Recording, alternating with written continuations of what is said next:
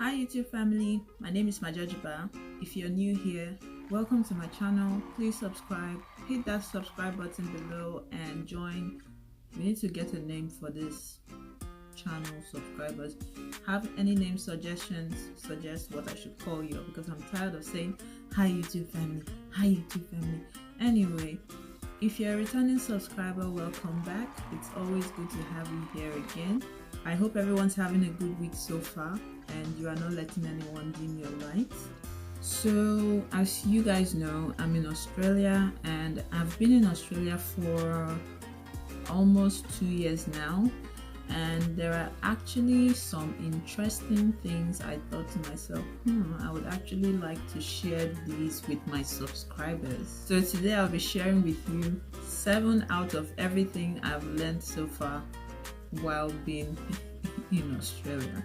I don't know why I'm laughing already, but let's jump into this video.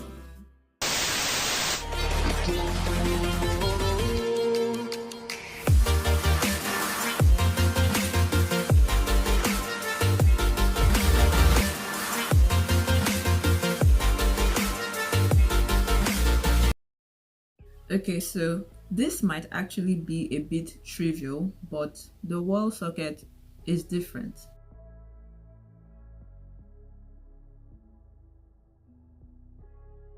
So I came here with my appliances from Nigeria, which typically have like the UK kind of connecting things, and it doesn't fit. So the sockets doesn't fit, like it doesn't fit, and I had to go to a shop and get a traveler's adapter to connect my cables to and then connect to the wall. So just in case you care to know, you have to understand the present situation. Getting an accommodation is like applying for a job. It is not guaranteed you will get it even after applying. So to the best of my understanding, the way it works is, if you just arrived in the country and you want to get a house or an apartment all to yourself as you just arrived, you need to fill out forms, attach your bank statement showing availability of funds in your account, and also provide details of references they can contact. And references in this case, I mean previous landlords.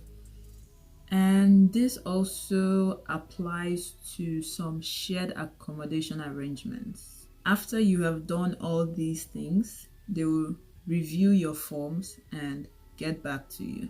We're going to get back to you with the results in about 3 days. No, you are joking with me now. I'm telling you I want to start work. What is 3 days? What is 3 days? Most times, even if you have a lot of money in your account, you could still be denied the accommodation. And the only reason is because you are not gainfully employed at the moment. You just arrived. You came in with a lot of money. That's all right. But you do not have a constant inflow of money. So they kind of like stability, which is, there's nothing wrong with that at all. There's nothing wrong with that. The landlords prefer you have, excuse me. The landlords prefer you have a stable source of income, which is continuous, as a means or as evidence to prove that you can pay your rent, rather than showing them a lump sum of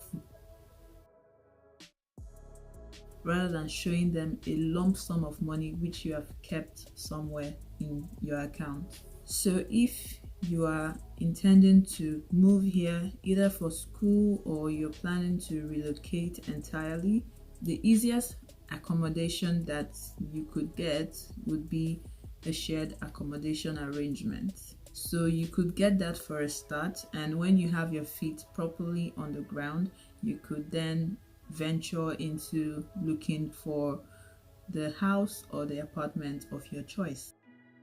Getting a good job is not easy. Jobs are bountiful, don't get me wrong. What I mean is, if you have little to no work experience, it will be difficult to get some kind of jobs, most especially the white collar jobs. Also, some jobs require that you have some sort of certification before you are given the job or before you even apply for the job. So you need to take into consideration the cost of attaining that certification as an additional expense before you get that job. This point is probably a no-brainer, but you need to get a job real quick. Like, you need to get a job real quick or as soon as you can. Otherwise, you will get broke spending money, paying rent, transport fare, feeding, because you will continuously be spending money which is not getting replenished. Okay, so just to be a little bit closer to where exactly I am, I stay in Victoria. So this particular point, I can only speak about it for Victoria. In Victoria, public transport is cheap. I heard from a few friends that it's not the same in New South Wales, and yeah, I'm not sure about Canberra or Darwin and the rest of them. So in Victoria, there's this transport card called a MyKey card, which you can purchase from some shops and also from the train station. And the way it works is you buy the card, you register the card in your name online, I think, and also you need to top up the card, obviously, so that you can use it. So here is the card. This is the card. It's what it looks like, and you need to top up the card. Like I said earlier, it's a contactless card, so at the train station or in the bus or in the tram, they usually have a certain card reader which you would need to just tap the card on, and it registers that you have boarded that means of transportation. And also, as you're getting off the transportation, you also need to tap off. So the card is usable on every means of public transport in Victoria, so that is why it is economical. I heard in New South Wales there isn't any provision like this. Correct me if I'm wrong, but that's what I heard. So unlike the bus and the trams, which have the card readers located inside the transport, the card reader for the trains are usually located at the train stations. So you tap on at the train station before you board the train, and you tap off at the train station after you alight the train. Jet lag is real.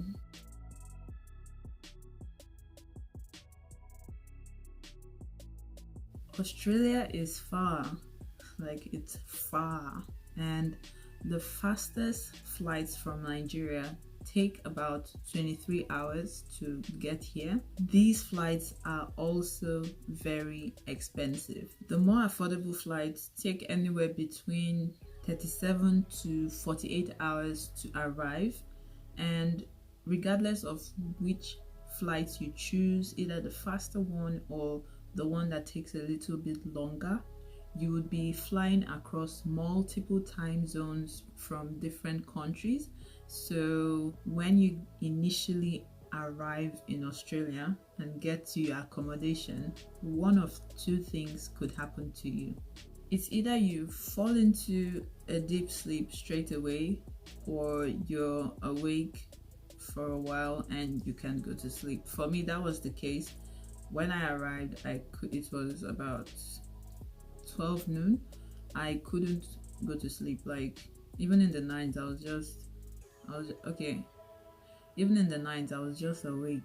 It was really weird. And then the following day I started feeling sleepy in the daytime. The jet lag symptoms could last anywhere between a few days to a week or a month, depending. And sometimes you could feel sleepy during the day and be awake all night, and vice versa, depending on how your body reacts to the travel. Also, as you eventually start settling in and getting used to, as your body starts getting used to the system, you will eventually adjust and or adapt to the time zone. So nothing to stress about. If you know absolutely no one, I mean no one, from your home country, or even like you just know no one, okay, in Australia, and you're coming here, it might be helpful if you find a good online community, because being alone in a new place can be really lonely. There are several online communities, especially on Facebook, and individuals from a good, underline that word, online community can actually help you settle in quicker by showing you how to go about applying for jobs, how to catch the public transport, how to go to shops that you can buy food items and clothing at affordable prices. But if you are unable to find a good online community, don't stress at all. You'll still be all right, okay? You'll still be all right. All I would tell you to do is remain focused on the main reason why you are here. Always use that as a pivot to guide you, to keep you grounded on what you need to achieve, and just make plans and stick to them. Okay fam, that's all for today. Remember to give this video a thumbs up if you enjoyed it, and also please share it with anyone you think might need to know this or hear this. And please subscribe to my channel if you haven't done so already. Also turn on the bell notification just beside the subscribe button so that you get notified whenever I post a new video. See you next time, but till then, stay blessed and remember, God loves you. Bye.